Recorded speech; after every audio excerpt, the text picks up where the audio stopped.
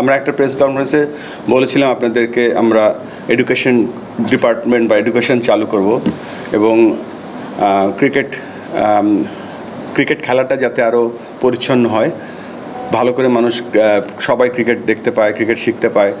So প্রথমে আমি credit দেব, প্রথম প্রোগ্রাম করছে আমাদের, ইনফ্যাক্ট প্রথম দুটো প্রোগ্রামই করেছে আমাদের আম্পায়ার্স ডিপার্টমেন্ট, যেটা মিঠু ভাই চেয়ারম্যান এবং মিঠু ভাইয়ের উদ্যোগে। একটা ছিল কয়েকদিন আগে আম্পায়ার্সদের একটা রিফ্রেশার্স কোর্স, আর আজকে হচ্ছে ম্যাচ রেফারিদের রিফ্রেশার্স কোর্স। এখানে আমাদের সবথেকে সিনিয়র ম্যাচ রেফারি এবং head of match referee's Rakibul ভাই আছেন এখানে, যিনি এই প্রোগ্রামটা রান করছে। ফাহিম ভাই সবসময় এই প্রোগ্রামগুলোতে এডুকেশন সাপোর্ট করছে। তো ভালো লাগছে যে এরকম একটা ক্রিকেটের অন্যতম সেরা স্তম্ভ, যেটা ক্রিকেট আর ম্যাচ রেফারিজ, এবং আপনি যে অ্যাটেন্ডেন্স দেখছেন হাবিবুল বাশার, সুমন, আব্দুর রাজ্জাক, এদের মতন সব ক্রিকেটাররা ম্যাচ রেফারি হতে যাচ্ছে। এটা অবশ্যই বাংলাদেশ ক্রিকেটের ভালো মানের ম্যাচ রেফারি তৈরি করার সাথে সাথে ইন্টারন্যাশনালি যাতে আমাদের ম্যাচ রেফারিরা আরও ভালো করতে পারে, তার সেই পথ অলরেডি আমাদেরকে সৈকত দেখিয়ে দিয়েছে, রাহুল দেখিয়ে দিয়েছে, গাজী, সোহেল, ম্যাক, সুমন সবাই, এবং মেয়েদের মধ্যে জেসিও করছে এই কাজগুলো। তো এই যে আমাদের এই যে উন্নয়নের ধারাটা ম্যাচ অফিসিয়াল যে ম্যাচ, এটার একটা বড় অংশ আজকে আমরা আরেকটা লেভেলে যাচ্ছি এবং দেখে ভালো লাগছে যে আমাদের সব কিছু সামনের দিকে এগিয়ে যাচ্ছে আল্লাহর রহমতে।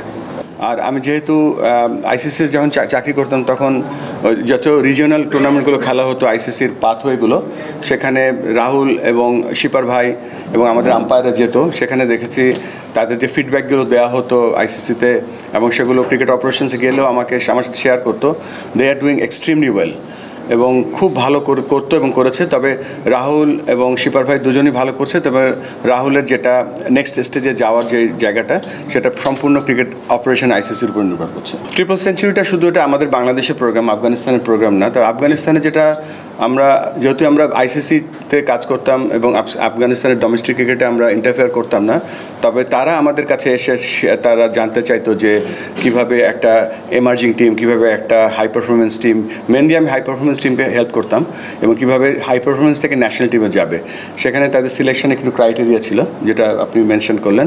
সেই ক্রাইটেরিয়া তারা অত্যন্ত মানে স্ট্রংলি ফলো করে, এবং আমরা এই মুহূর্তে আমাদের যে ব্যাক টু ব্যাক কিছু সিরিজ ছিল, তো এগুলো সিরিজ শেষ হলো। আমরা এখন সবাই বসে, আমাদের এর সামনে এশিয়া কাপ আছে এবং বিভিন্ন আমাদের T20 আইসিসি বিশ্বকাপ আছে। তো তার আগে আমরা হয় কি বড় চেঞ্জ আনতে গেলে একটা রিস্ক থাকে, একটা সিস্টেমের মধ্যে সবাই খেলতে থাকে। এখন পর্যন্ত আমি বিং প্রেসিডেন্ট, ফাহিম ভাই এখানে ক্রিকেট অপারেশনসের হেড আছে, কখনো আমি ইন্টারফেয়ার করিনি এখনও। এবং যা সাফল্য এসছে, সমস্ত সাফল্য খেলোয়াড়দের সাফল্য এবং কোচদের সাফল্য, যারা এখানে কাজ করেছে। তবে এখানে বেশ কিছু জায়গা আছে, সেখানে ফিক্স করলে হয়তো আমাদের প্লেয়াররা টিম আরও ভালো করতে পারবে, এবং সেই ব্যাপারে আমরা অবশ্যই একটা ব্যাগ দিয়ে কাজ করবো 100%। শুধু তাই না, সিলেকশন প্রসেস একটা থাকা উচিত, তারপরে প্লেয়ারদের খেলার সুযোগ দেওয়ার একটা প্রসেস থাকা উচিত। সেই প্রসেস, সেই ফ্রেমওয়ার্কের মাধ্যমেই তাদের পারফরমেন্স করতে হবে। কেননা ওইটা যদি না থাকে তাহলে বিদিক we will lose our direction, break পাচ্ছি আমরা। যে কোনো একটা ন্যাশনাল টিম যখন খেলে তার একটা ফ্রেমওয়ার্ক থাকে। যেমন ধরেন বাংলাদেশ এখন খেলতে যাবে এশিয়া কাপ নেক্সট, অবশ্যই আমাদের ডোমেস্টিক ক্রিকেটের সাথে যেন হাই পারফরমেন্স ফ্রেমওয়ার্কটা এমন হওয়া উচিত, ডোমেস্টিক ক্রিকেটটাও T20 ক্রিকেট হতে হবে। তারপরে কার সাথে খেলছি, কমপ্লিট একটা SWOT অ্যানালাইসিস যদি থাকে, ওই SWOT অ্যানালাইসিস করার পরে আমরা প্রোগ্রাম ডিজাইন করতে পারবো, ট্যাকটিক্যাল ডিজাইন করতে পারবো, টেকনিক্যাল ডিজাইন করতে পারবো। তারপরে আমরা প্রোগ্রাম কী প্র্যাকটিস করতে পারবো সেটার বেস করে আমরা করব। তো সব কিছু আমরা ইমপ্লিমেন্ট করবো স্লোলি।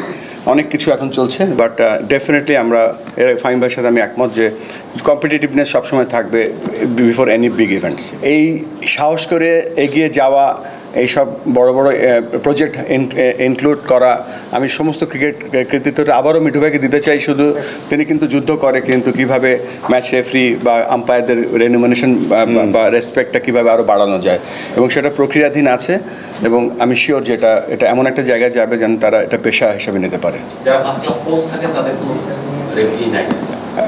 সত্যি কথা বলতে কি, আমি যখন এসছি এখানে এসে অনেক জায়গায় দেখেছি ইমপ্রুভমেন্টস এরিয়াস আছে। So this is one of the area যেখানে কোচদের একটা প্ল্যাটফর্ম থাকা উচিত। সো আমাদের যে ট্রিপল সেঞ্চুরি প্রোগ্রাম আছে, তার মধ্যে সব কিছুই আছে। আমরা স্লোলি সব ইমপ্লিমেন্ট করব, কেননা এন্ড অফ দ্য ডে আমরা একটা সাকসেসফুল ক্রিকেট জাতি হিসেবে গড়ে উঠতে চাই। এই কোয়ালিটি ম্যাচ রেফারি বা কোয়ালিটি ম্যাচ আম্পায়ার যে বা ম্যাচ অফিসিয়ালি তৈরি করা হচ্ছে বা চেষ্টা করছে, দিস ইজ দি রিজন। এখানে আমাদের যে একটা বেঞ্চমার্ক, ইন্টারন্যাশনাল বেঞ্চমার্কে আমাদের যদি ম্যাচ অফিসিয়ালরা হয়, তবে অবশ্যই সেটা তারা মানবে। তবে পেছনে আজকে দেখেন, আমি একটু পেছনে গিয়ে বলি, আজকে সিসিডিএমের সাথে প্রায় 1.5 ঘন্টা একটা মিটিং ছিল, এবং 1.5 ঘন্টার মিটিংয়ে তাদের অনেক সাফল্যের কথা শুনেছি, এবং সাফল্যে তারা বলেছে যে we are extremely supported by match, আমাদের আম্পায়ার্স ডিপার্টমেন্টে যারা আছে। তো এটা উন্নতি করছে বলে কিন্তু আজকে ধরেন ম্যাচের ওভারঅল এরর কমে যাচ্ছে, বাট স্ট্যান্ডার্ডের যখন আরেকটু উপরে উঠে যাবে তখন অটোমেটিক্যালি সেই রেসপেক্টটা সবসময় থাকবে।